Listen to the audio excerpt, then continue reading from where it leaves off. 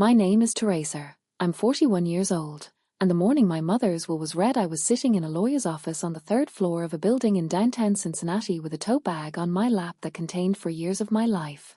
4 accordion folders organized by year, each one holding receipts, invoices, medical records, caregiver logs, bank statements, and a diary that I had written in every single night from the day my mother was diagnosed until the day she died. 312 pages and 4 notebooks, one for each year. And I had brought all of it because my brothers had hired an attorney and I had hired one too, and I had learned for years earlier that the only thing that stands between the truth and someone else's version of it is documentation. My brothers arrived together, which told me they had coordinated. They were wearing suits, which told me they had prepared. They sat across from me with their attorney between them, and they looked at me with the particular expressions of men who had calculated that the situation was straightforward and in their favor. 2 against 1, equal shares, simple math. They had not seen the tote bag yet. If you were ever the only one who stayed, the only one who showed up, the only one who carried everything while everyone else lived their lives a few miles away, subscribe to Unspoken Truth. Because this story is about what happens when 4 years of evidence walk into a room with 2 brothers who assumed that sacrifice had no price, and it is just getting started. My mother's name was Dolores Vega. She was 73 years old when she died. She had been born in Guadalajara and had come to the United States at 26 with my father, who died when I was 19, and she had spent the 47 years between her arrival and her death building something careful and specific in a country that had not made it easy. She was a woman of considerable dignity and considerable stubbornness and considerable love, all 3 of those things in proportions that varied depending on the day and the situation, and how much sleep she had gotten. She was diagnosed with early-onset dementia at 69. I was 37. My brother Eduardo was 43 and lived 11 minutes from my mother's house. My brother Rodrigo was 40 and lived 22 minutes away. I lived 8 minutes away and had been living close to my mother since my father died because proximity had always felt like the minimum I could offer a woman who had given everything she had to raise 3 children in a country where everything cost more than you expected. The diagnosis came on a Thursday in November. I was the one who had taken her to the appointment because Eduardo had a work thing and Rodrigo had the kids, and I was the one who was available, which was a pattern that had established itself so gradually and so completely that none of us had ever formally discussed it. I was simply the available one, the one without a spouse, without children, the one whose calendar had the most flexibility, the one who had organized her life in a radius that included my mother because that was who I was and what I did. The neurologist explained the diagnosis with the careful specificity of someone who had done this many times and understood that the words needed to land clearly. Early stage, progressive, manageable for now with the right support. We would need to discuss care planning. She would need increasing assistance over time. She should not be living alone within the next 12 to 18 months. I drove my mother home and made her tea and sat with her while she processed what the doctor had said. She was frightened in the particular way of a woman who had always been capable and independent and was now being told that both of those things had a timeline.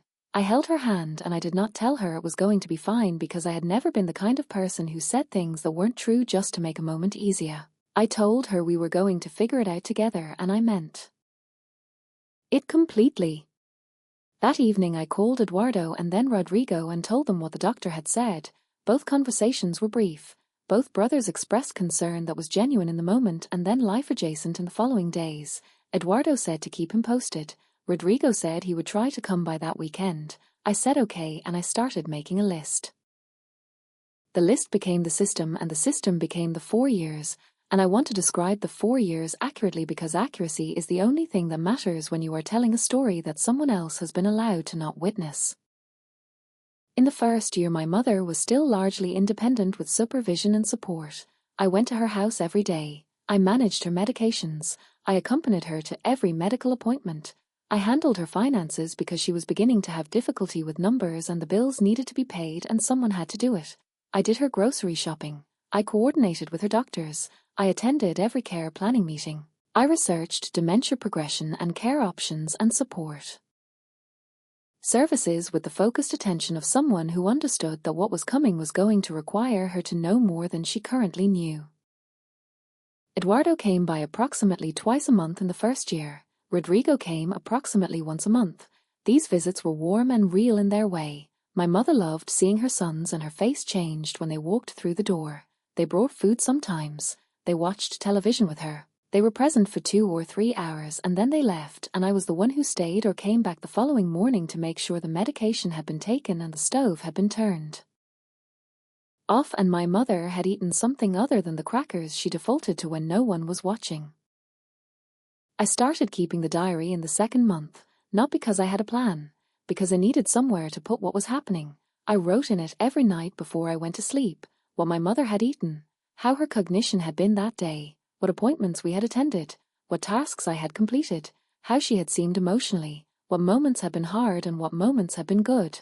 I wrote it the way you write something when you need to make sense of it and there is no one to talk to about it at 11 at night when you are home alone, and the weight of it is the last thing you feel before you fall asleep. By the second year, she could no longer be left alone. I hired a part-time caregiver to cover the mornings because I still had work. I was a high school Spanish teacher and I could not simply stop being a high school Spanish teacher because my mother had dementia. I restructured everything around the caregiving.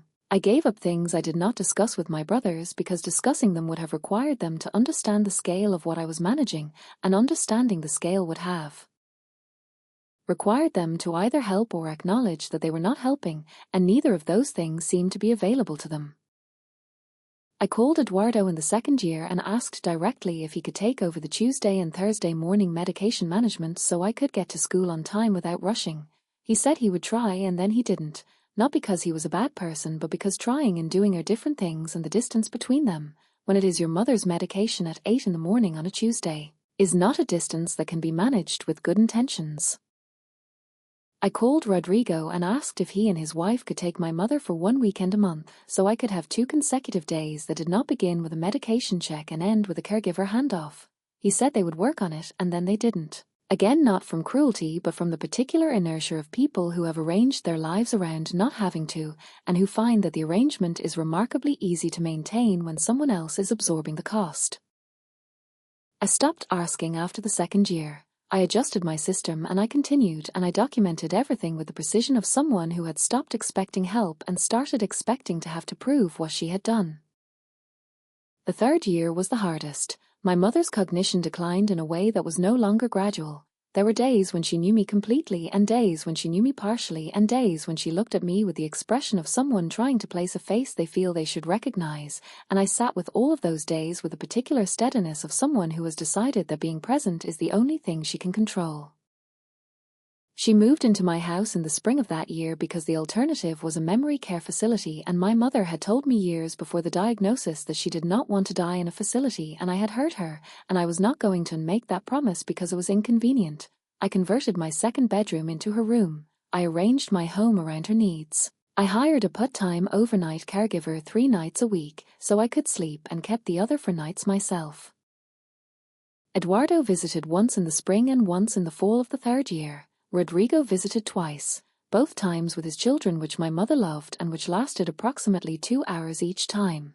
I documented each visit in the diary with the date and the duration and what we had done and how my mother had been that day, not as an act of resentment but as an act of record-keeping, because I had learned by then that records were the only thing that existed with certainty when memory was selective and perspective was convenient. My mother asked for Eduardo once, in the third year. On a bad day, she asked where he was and I called him and he came that evening and sat with her for an hour and she held his hand and was calm in a way she sometimes wasn't, and I stood in the doorway and watched and felt something complicated that I did not write in the diary that night because some things are not for the record. In the fourth year she lost language almost entirely. She communicated in expressions and touch and the particular sounds that become a language of their own when words are gone.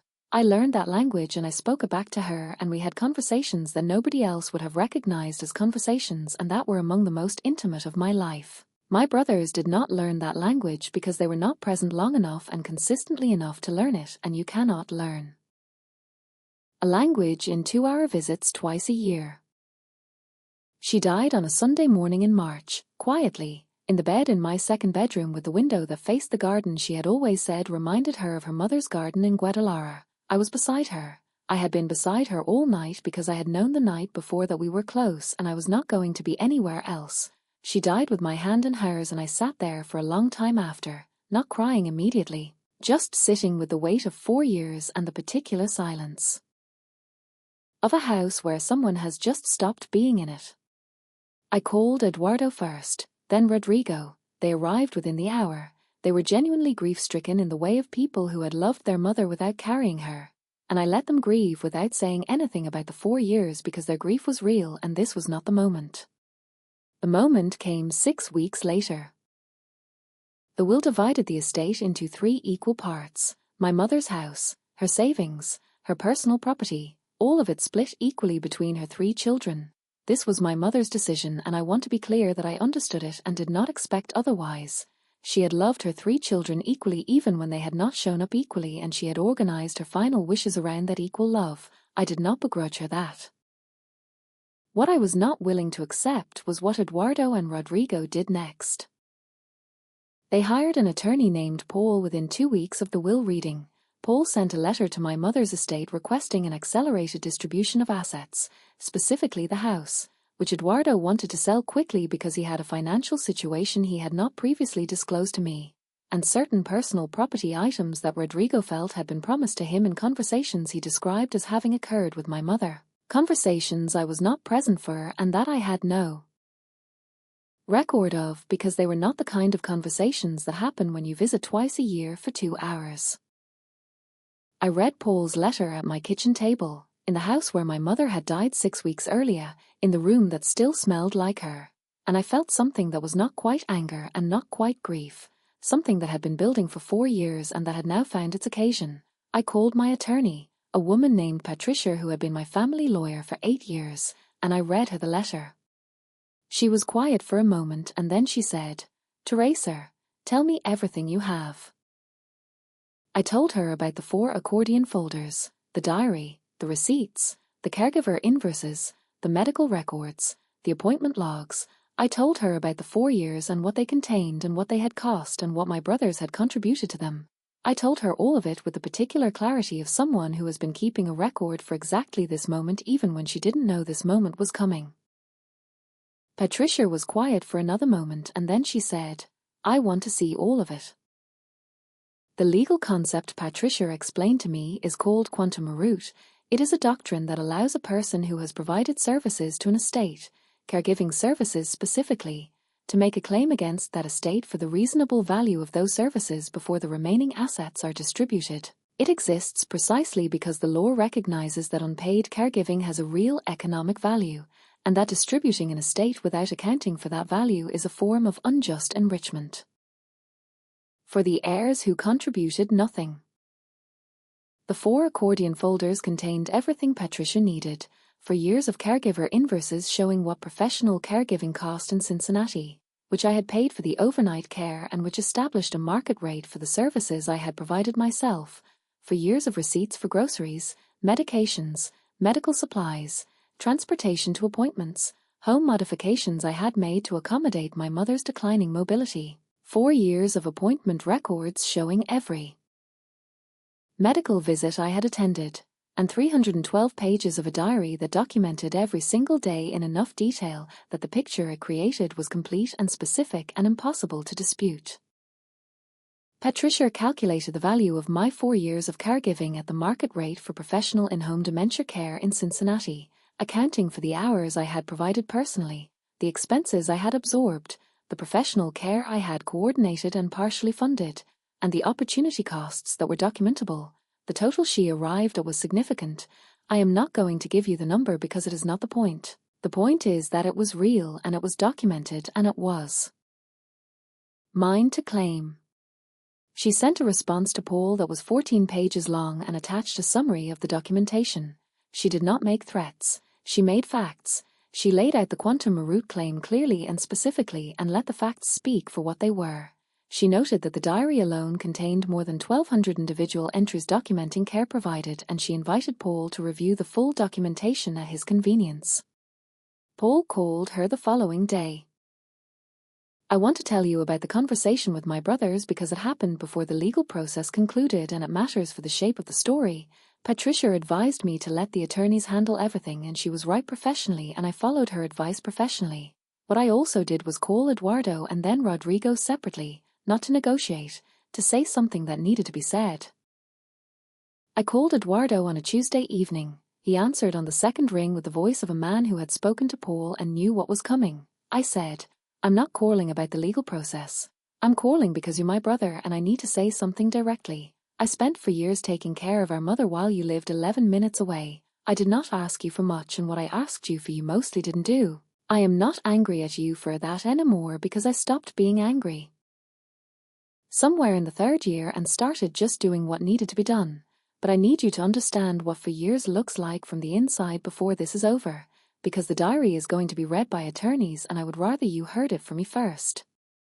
He was quiet for a long time, and then he said, "I know I wasn't there the way I should have been." "I know you know," I said. "I just needed to say it out loud to you directly." I called Rodrigo the following day and said the same things in the same way, and his response was different, more defensive initially. The particular defensiveness of someone who has told himself a story about his contributions that the documentation was about to revise. I let him be defensive and I said what I needed to say and I let him sit with it. The legal process took for months. Eduardo and Rodrigo's attorney attempted several counter-arguments that Patricia addressed with the documentation systematically and without drama. The final settlement adjusted the distribution of the estate to account for my quantum meruit claim. The house was sold and the proceeds were divided in a way that reflected for years of caregiving at its documented value. I am not going to tell you the specific numbers because they are not the point. The point is that the diary and the receipts and the 4 accordion folders did exactly what for years of careful documentation was always going to do when it was finally in the right room with the right people looking at it. Eduardo and Rodrigo signed the settlement agreement on a Thursday afternoon in July. I was not in the room when they signed. I was at my school teaching a summer session because life continued and I had a job and students who needed me, and the settlement was being handled by Patricia, who was more than capable of handling it without me present. She called me after and said, "It's done." And I said thank you and I hung up and I sat in my classroom for a moment after the students had left, in the particular quiet of an empty classroom at the end of the day, and I thought about my mother in her bed with the window that faced the garden, and about 312 pages of a diary that had started as a way to make sense of something and had ended as the most complete record of 4 years of love that I had ever produced, and I thought she would have found this entire situation both completely predictable and mildly entertaining, which was exactly the kind of thing she would have found entertaining. I smiled, which surprised me, and then I went home. It has been 8 months since the settlement. Eduardo and I are in contact, careful and infrequent and honest in a way we had not been before. He said something to me 2 months after the settlement that I have kept. He said, "I think I understood intellectually that you were doing a lot, but I did not let myself understand what a lot actually meant." I said, "I know," and I let that be enough because it was what was available, and available was better than nothing. Rodrigo and I are more distant. The defensiveness took longer to move through and I have not pushed it because some things move at the speed they move and I have learned not to rush the things I cannot control. We exchange messages on occasions and I believe we will find our way to something more real eventually, and I am willing to wait. My mother's house sold in the fall. A young family bought it. They have a child who is learning to walk, and I drove past once and saw the lights on in the kitchen and thought about my mother's kitchen and her tea and the way she held a cup with both hands when she was cold. And I felt the grief that still arrives sometimes without warning, and I let it arrive and I let it pass because that is what grief does when you have given it enough room. It arrives and it passes and it leaves something behind that is not quite sadness and not quite peace, but something between them that you learn to call enough. If you are the one who stayed, the one who showed up, the one who has been absorbing the cost of someone else's absence for so long that the absorption has become invisible even to you, I want you to hear something clearly. Your time has value. Your presence has value. The 4 years you spent doing what needed to be done while someone else was unavailable have a real and documentable worth, and you are allowed to know that and to act on it. Keep the receipts, write the diary, document the appointments, save the invoices, not because you are planning a legal battle but because the record of what you do is the only thing that exists with certainty when memory becomes selective and perspective becomes convenient. The truth does not advocate for itself, you have to give it somewhere to live. And if you are somewhere right now in the middle of the 4 years, in the 3rd year or the 2nd year or the 1st year, in the particular exhaustion of someone who is carrying what nobody else will carry and doing it in the silence of 11 o'clock at night when the weight of it is the last thing you feel before you fall asleep, I want you to know that what you are doing is real and it matters and it will be documented somewhere, even if only in the diary you write because you need somewhere to put it. That is enough. It has always been enough. And someday it will be exactly what you need it to be. My name is Teresa. I'm 41 years old, and I have 4 accordion folders and 312 pages of a diary that contain 4 years of my life. Every receipt, every appointment, every medication, every bad day and every good one. Every moment of a woman's last 4 years documented with the care she deserved and did not always receive from everyone who owed it to her. She received it from me, and I know that. And that is the thing that nobody can distribute equally or divide into thirds or sign away in a settlement agreement. It is mine entirely and it always will be. Thank you for listening. Take care of yourself. And if no one has told you lately that showing up every day is the most important thing and the least recognized one, I'm telling you now.